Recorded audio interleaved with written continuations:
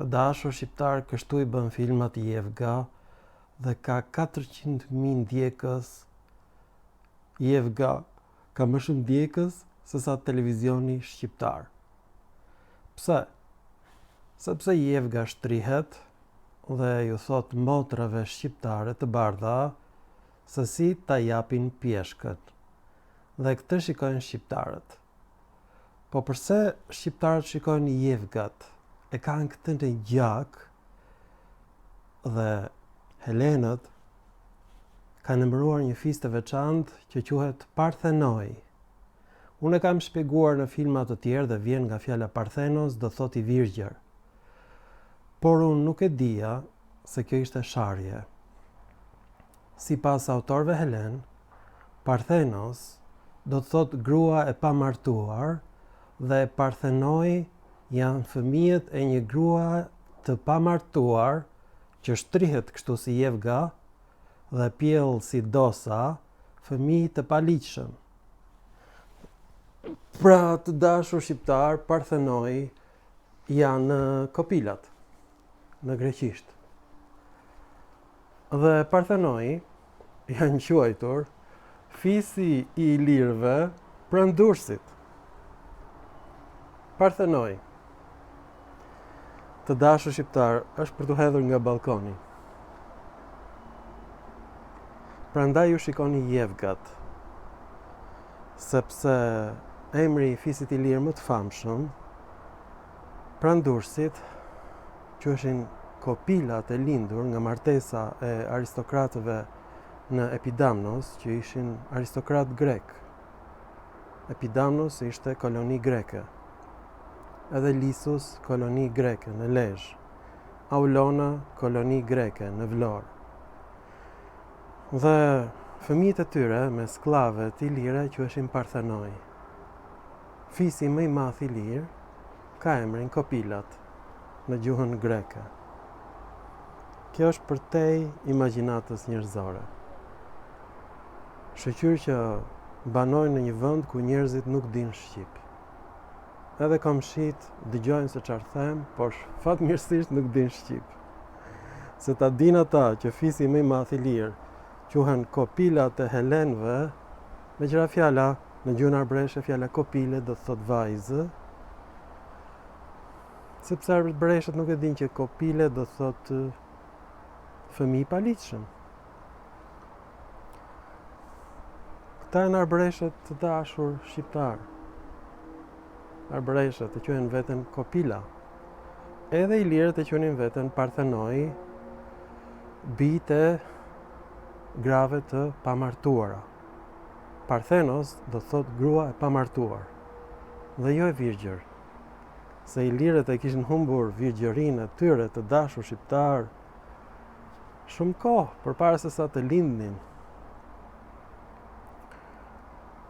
Kjo është origjina e emrit Parthenoi. Dhe tani çfarë ndodh? Kryeministri shqiptar ju vë emrin anijeve të dhuruara nga Hollanda, emrin Iliria, që do thot i shtrembër dhe gjarpër në gjuhën greke.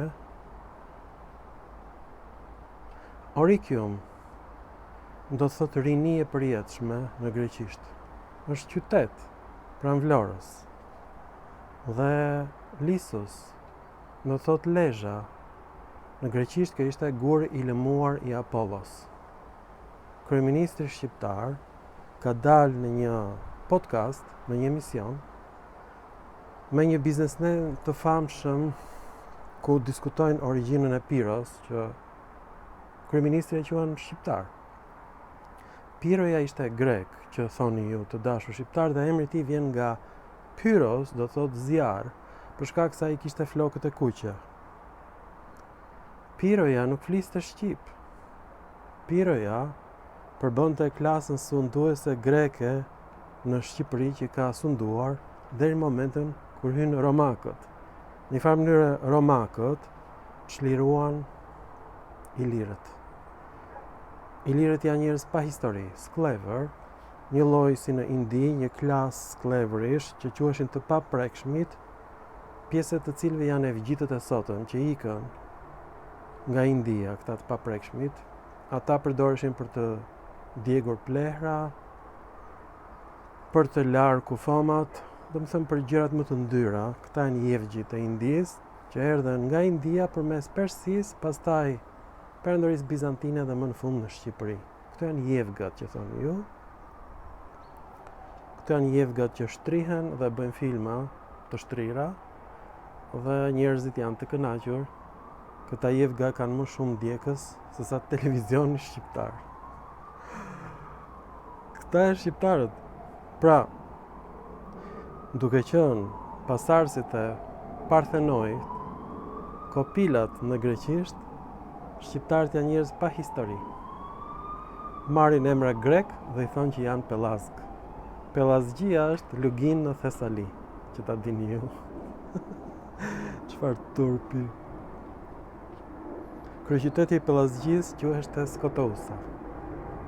Dëgjoni avionet, së shpejti do ndodh lufta e tretë botërore dhe do të ishte gjë e mirë që të gjithë këta idiot dhe kopila të zhdukeshin. Përse jetojnë kot këta Pellazg? Ç'bëjnë këta mbi tokë, këta qelbësira? Shqiptarët e vërtet po ndërgjegjësohen, por janë shumë pak.